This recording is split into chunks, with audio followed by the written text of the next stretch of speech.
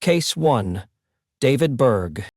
In 1968, a charismatic preacher named David Berg convinced young mothers that the ultimate act of Christian love was prostituting themselves to strangers for recruitment purposes. He called it flirty fishing, using sex as holy bait to lure new members into his growing religious movement. But this was only the beginning of Berg's systematic destruction of the most sacred human bond: the family. Berg's doctrine went far beyond sexual exploitation. He instituted the law of love, a twisted theology that justified incest between family members as expressions of divine affection. Children as young as 3 years old were taught that refusing sexual advances from adults demonstrated spiritual rebellion against God's will.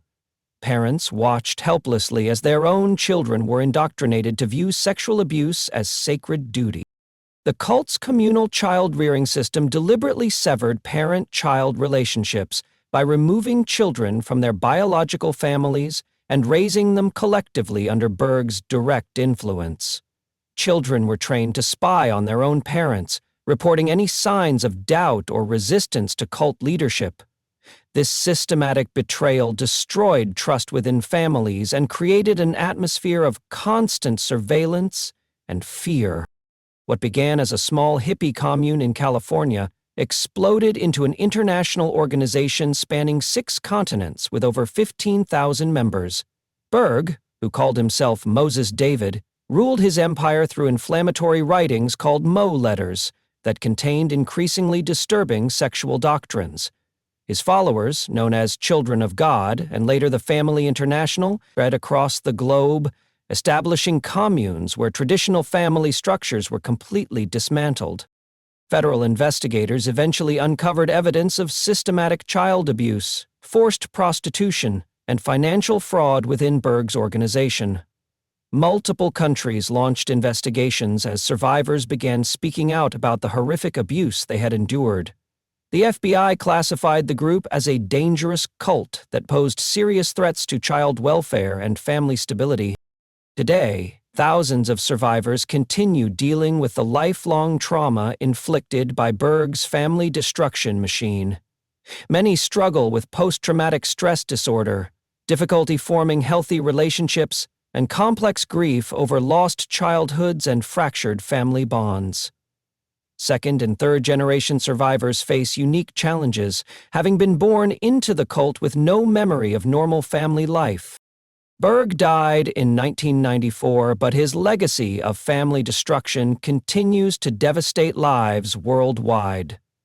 His case represents the ultimate betrayal: a religious leader who weaponized faith itself to systematically destroy the very institution he claimed to protect.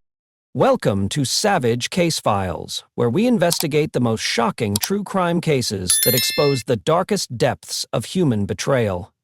I'm your host, and if you're fascinated by documentaries that reveal how trusted authority figures can become humanity's most dangerous predators, make sure to subscribe to our channel right now.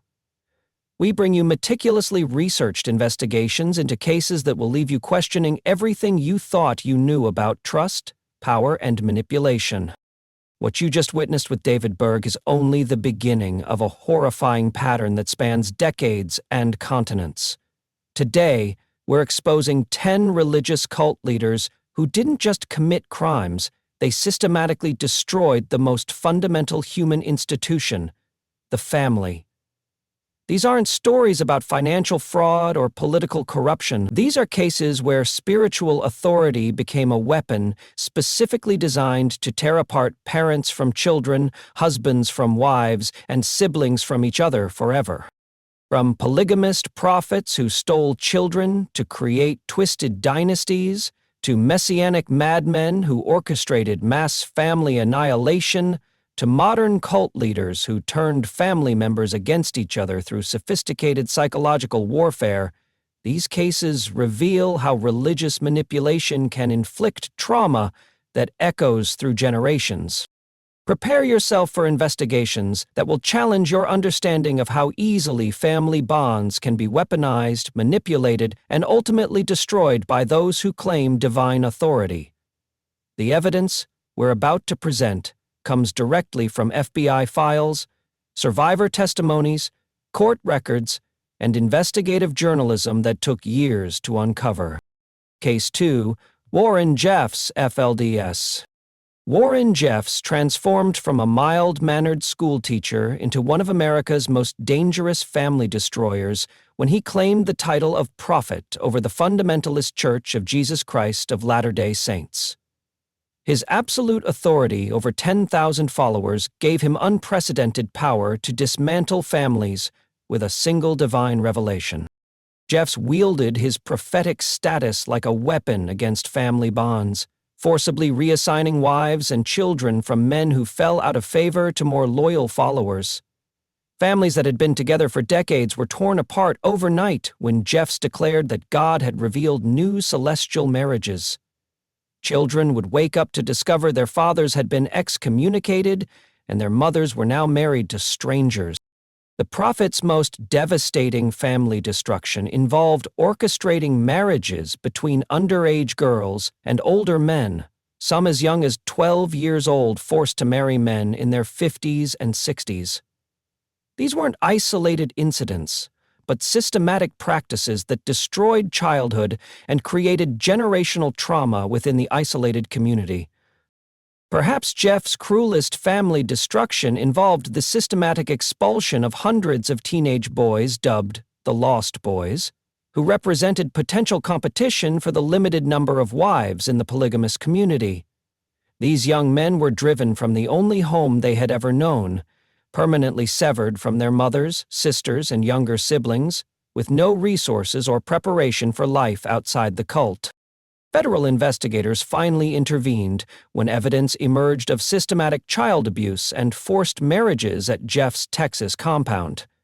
The 2008 raid on the Yearning for Zion Ranch revealed the full scope of his family destruction operation, with investigators documenting marriages between adult men and girls as young as 12. Jeffs received a life sentence plus 20 years for child sexual assault, but his legacy of family destruction continues. Thousands of survivors still struggle to reconnect with family members, while others remain trapped within the FLDS community, too terrified to seek help or reunification with expelled relatives. Case 3. Jim Jones.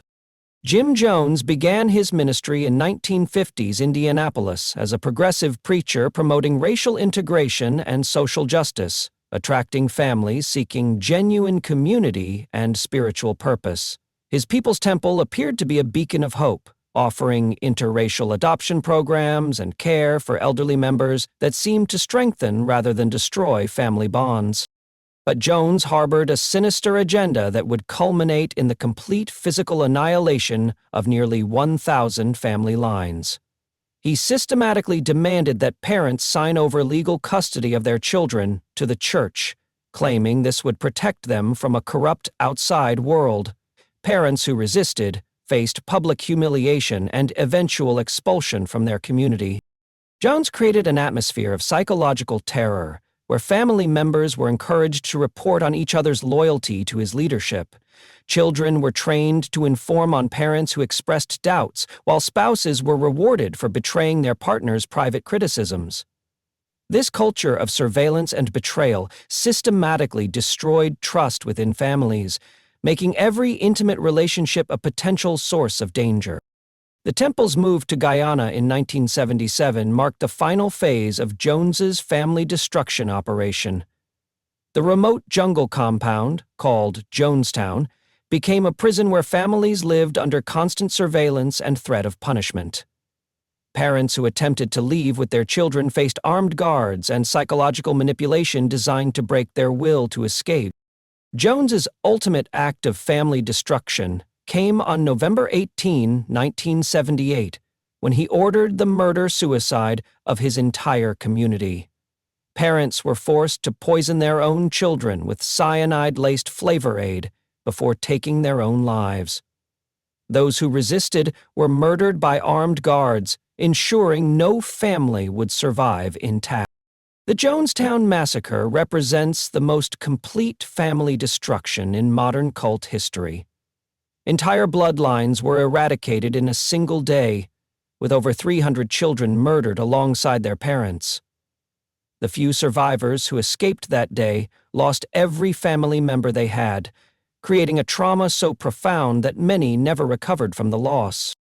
Jones achieved what no other cult leader managed: the complete physical destruction of nearly 1,000 families in a matter of hours.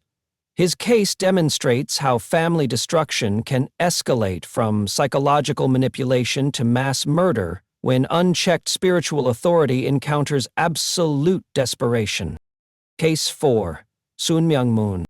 Sun Myung Moon convinced thousands of young people across the globe that their biological families represented Satan's fallen world, requiring complete spiritual separation to achieve salvation.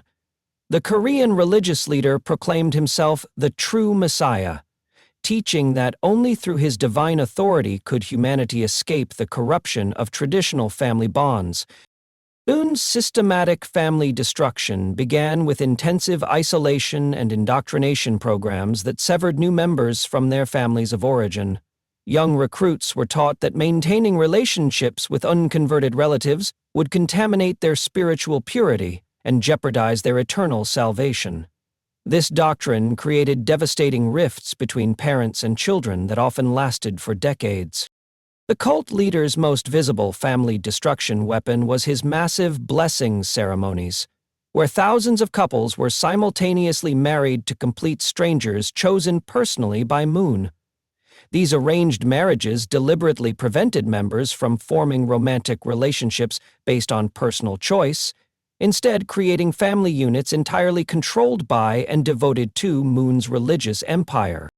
Moon's organization operated across 6 continents, recruiting members from diverse cultural backgrounds who were then required to abandon their native customs, languages, and family traditions. American members were often sent to work in foreign countries for years, while international recruits were relocated to the United States, ensuring maximum separation from their support systems. Members were required to engage in aggressive street fundraising for up to 18 hours daily, generating millions of dollars for Moon's business empire while having virtually no contact with their families. The exhausting work schedule and constant supervision made maintaining outside relationships nearly impossible, deepening the isolation from their biological families. Desperate parents hired professional deprogrammers to rescue their adult children from Moon's influence, leading to dramatic confrontations and legal battles that further fractured family relationships.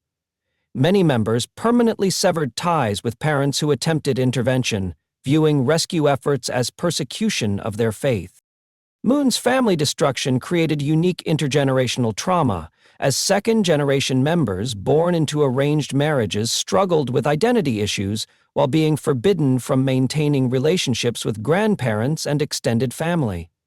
His death in 2012 left thousands of families permanently fractured across cultural and geographical boundaries. Case 5. David Koresh. David Koresh transformed a small religious sect in Waco, Texas, into his personal sexual empire by claiming exclusive divine rights to all women within the Branch Davidian community. Born Vernon Howell, this charismatic leader convinced his followers that God had ordained him as the sole husband to every female in the compound, regardless of their existing marital status or age. Koresh's family destruction began with his revolutionary New Light Doctrine, announced in 1989, which declared that all marriages within the community were spiritually invalid. He ordered every married couple to immediately cease sexual relations, proclaiming that only his seed could produce the 144,000 elect mentioned in biblical prophecy. Husbands were forced to watch as their wives became Koresh's spiritual brides. The self-proclaimed Messiah created a twisted patriarchal system where he fathered children with multiple wives, including girls as young as 12 years old. Former members testified that Koresh had sexual relationships with at least 15 women and girls, systematically destroying every traditional family unit within the compound while positioning himself as the ultimate father figure. Texas Child Protective Services received multiple reports about Koresh's sexual abuse of underage girls and his practice of separating children from their biological fathers. The compound's children were taught that Koresh was their true spiritual father, undermining parental authority and creating confusion about family identity and loyalty. Federal agents launched their investigation into the Branch Davidians after receiving reports of illegal weapons and systematic child abuse. The Bureau of Alcohol, Tobacco, and Firearms attempted to serve search and arrest warrants on February 28, 1993, resulting in a deadly shootout that killed 4 agents and 6 Branch Davidians. The subsequent 51-day siege ended on April 19, 1993, when fires engulfed the compound during a final FBI assault. Koresh and 75 followers died in the blaze, including 25 children who had been born into or raised within his sexually abusive family system. The tragedy represented the complete physical destruction of the fractured families Koresh had created through his systematic sexual exploitation. The few survivors who escaped the compound faced the devastating reality of losing multiple family members while grappling with the psychological trauma of Koresh's sexual abuse and family manipulation that had defined their entire lives within the cult. Case 6. L. Ron Hubbard. L. Ron Hubbard created the most sophisticated and enduring family destruction system in modern cult history through Scientology's official disconnection policy. This science fiction writer turned religious leader weaponized family bonds by requiring members to completely sever ties with anyone deemed a suppressive person, a label that often included parents, siblings, spouses, and children who criticized or left the organization. Hubbard's disconnection doctrine emerged in the 1960s as a tool to eliminate external influences that might threaten member loyalty. The policy formally mandates that Scientologists choose between maintaining relationships with designated suppressive persons or remaining in good standing with the church. This impossible choice has shattered thousands of families across 6 decades of organizational operation. The policy's enforcement became systematically cruel through Hubbard's fair game doctrine, which declared that suppressive persons may be deprived of property or injured by any means by any Scientologist without any discipline of the Scientologist, may be tricked, sued, or lied to or destroyed. This gave members explicit permission to financially and emotionally devastate their own family members. Celebrity Scientologists have provided public examples of disconnection's devastating impact, with famous members like Leah Remini documenting how the policy destroyed her relationships with lifelong friends, while other celebrities have been permanently separated from children and parents who left the organization. These high-profile cases illustrate the policy's application regardless of wealth or status. Hubbard's Sea Organization, Scientology's elite religious order, systematically separated children from their parents by requiring billion-year contracts and demanding total dedication to organizational duties. Children born into Sea Org families often grew up with minimal parental contact, raised collectively by the organization while their parents worked grueling schedules for minimal compensation. Contemporary court cases continue revealing the scope of Scientology's family destruction, with former members testifying about decades of forced separation from loved ones. Australian courts, European governments, and American legal proceedings have documented extensive evidence of the organization's systematic use of disconnection to control members through family hostage situations. Unlike other cult family destruction that ended with the leader's death, Scientology's disconnection policy continues operating under current leadership, creating ongoing generational trauma as second- and third-generation members face identical impossible choices between family relationships and religious community membership. Case 7. Roch Moses, Theriault. Roch Theriault held 8 adults and 26 children captive in the remote Canadian wilderness for over a decade, subjecting them to horrific torture and mutilation while positioning himself as their absolute patriarch and divine surgeon. Known as Moses to his followers, this sadistic leader created the most brutal family destruction system ever documented, where children watched their parents being systematically tortured and mutilated under the guise of divine medical procedures. Dario's family terror began in 1977 when he convinced his followers to abandon civilization and follow him into the Quebec wilderness, where he claimed God would protect them from an impending apocalypse. Once isolated from outside contact, he implemented a reign of terror that included forcing children to participate in the torture of their own parents as tests of loyalty to his divine authority. The self-proclaimed prophet performed grotesque surgical procedures on his followers without medical training, removing teeth with pliers, amputating limbs with hacksaws, and conducting abdominal surgeries with kitchen knives. Children were forced to assist in these procedures on their own family members, creating unimaginable psychological trauma and destroying any sense of parental protection or safety. Survivors described how Thériault would make children watch as he tortured their mothers and fathers, explaining that divine revelation required these punishments for spiritual purification. The children lived in constant terror, never knowing when their parents might be selected for Thériault's next brutal medical experiment or punishment session. Thériault's violence escalated to murder when he killed follower Solange Boyard during a particularly savage surgical procedure in 1988. He forced the group, including Boyard's own children, to participate in dismembering her body and disposing of the remains, completing the destruction of family bonds through forced participation in matricide.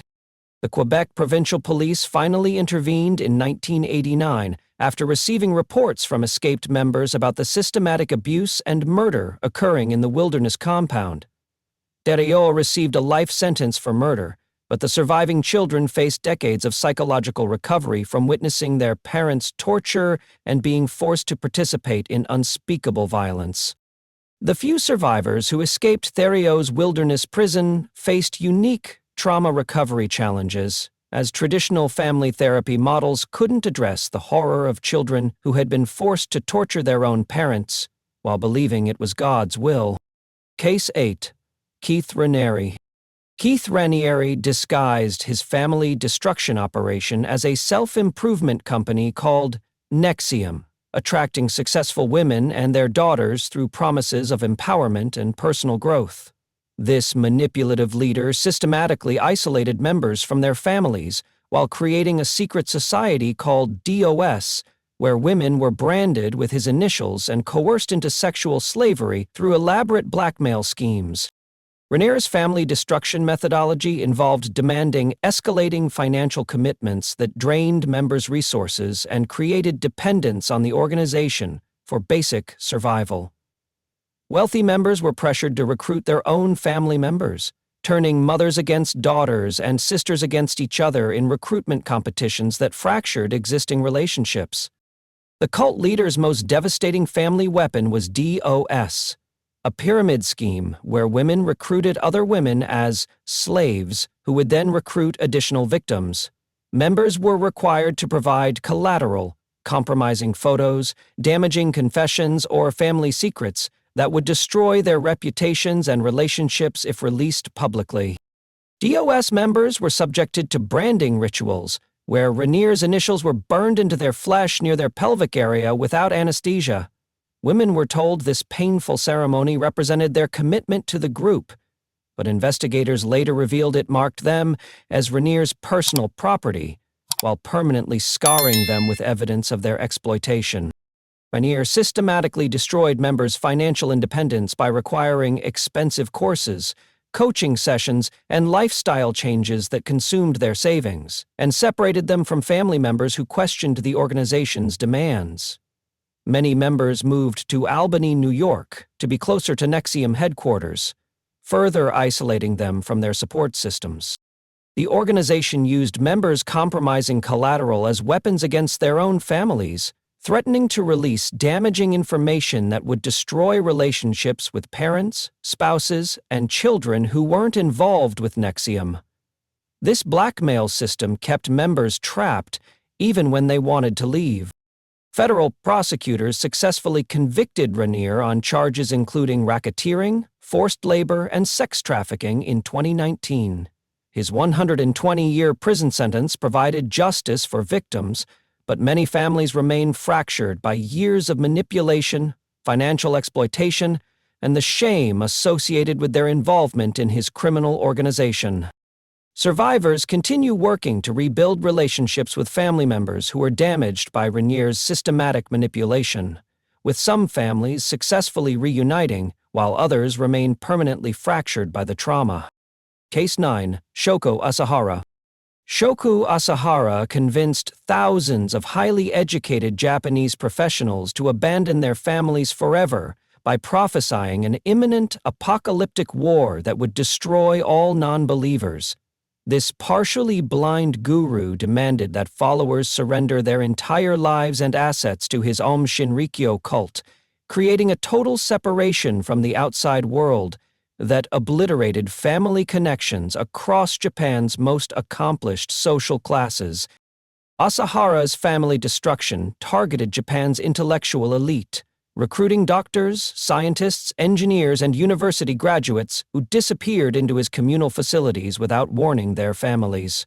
These sudden disappearances created profound anguish for parents and spouses who had no understanding of why their loved ones had vanished or how to contact them within the cult's closed system. The cult leader required members to donate their entire financial assets to the organization while signing over property, businesses, and inheritance rights that had been intended for their children and spouses. This financial surrender ensured that families outside the cult faced economic devastation, while members became completely dependent on Asahara's organization for survival. Asahara taught that maintaining contact with unconverted family members would contaminate followers' spiritual purity and prevent their survival during the coming global catastrophe. Members were instructed to view their biological families as spiritually dead and focus exclusively on their new religious family within the cult's communal compounds. The cult's family destruction reached its ultimate expression on March 20, 1995, when Asahara's followers released deadly sarin gas on Tokyo subway trains, killing 13 people and injuring thousands. This terrorist attack brought international attention to the cult, while adding layers of shame and social stigma to the families of cult members who faced public association with mass murder. The sarin attack created unique cultural trauma in Japan, where family honor and social reputation carry profound significance. Families of cult members faced intense social ostracism and shame that extended beyond immediate relatives to include extended family networks, employers, and entire communities affected by their association with the terrorist organization. Asahara's execution in 2018 provided closure for terror victims, but thousands of families remain fractured by the cult's systematic isolation tactics and the ongoing social stigma associated with their relatives' involvement in Japan's most notorious religious terrorism case. Case 10. Bhagwan Rajneesh. Bhagwan Sri Rajneesh promised spiritual liberation and sexual freedom while systematically destroying families through his Oregon commune that required members to surrender all assets and sever ties with their past lives. This Indian guru attracted thousands of Western followers seeking enlightenment, but his operation became a sophisticated family destruction machine orchestrated by his ruthless lieutenant, Ma Anand Sheela. The Rajneesh movement's family destruction began with mandatory asset surrender that left members completely dependent on the commune while their families outside faced financial devastation from lost inheritances, shared properties, and business partnerships. Members were required to donate everything they owned to join the Rajneesh Puram community, ensuring they could never return to their previous lives. Rajneesh's followers, called sannyasins, were required to wear only red or orange clothing, adopt Sanskrit names, and participate in intensive group therapy sessions designed to break down individual identity and family loyalty. These sessions often involved aggressive confrontation techniques that encouraged members to publicly denounce their families as sources of psychological damage and spiritual contamination. Ma Anand Sheela, serving as Rajneesh's personal secretary and commune administrator, implemented the most destructive family separation policies through her authoritarian control over daily life. She deliberately created an us versus them mentality that portrayed outside family members as enemies of enlightenment who sought to drag members back into spiritual darkness. The Oregon commune's remote location and intensive daily schedules made maintaining outside relationships nearly impossible, while Sheela's surveillance systems monitored all communications to prevent members from receiving family influence. Phone calls and letters were heavily restricted, with many families never hearing from their loved ones for years at a time. Sheela's criminal activities, including attempted murder, immigration fraud, and the largest bioterror attack in U.S. history, ultimately destroyed the commune in 1985. Her arrest and Rajneesh's deportation left thousands of members stranded, without resources, unable to return to families they had abandoned and denounced during their years of supposed spiritual freedom. The commune's collapse revealed the permanent nature of Rajneesh's family destruction, as many members discovered their relatives had moved on, remarried, or died during their years of enforced separation, making reconciliation impossible even after the cult's demise. 10 religious leaders who weaponized divine authority to systematically destroy the most sacred human institution, the family. The warning signs remain consistent across all cases. Demands for absolute loyalty above family, requirements to surrender assets or custody, isolation from outside influences, punishment for maintaining external relationships, and claims of divine authority that justify breaking normal moral boundaries. These stories raise critical questions about protecting vulnerable people from similar predators. Subscribe to Savage Case Files for more investigations into those who abuse positions of authority to commit unthinkable crimes against the innocent.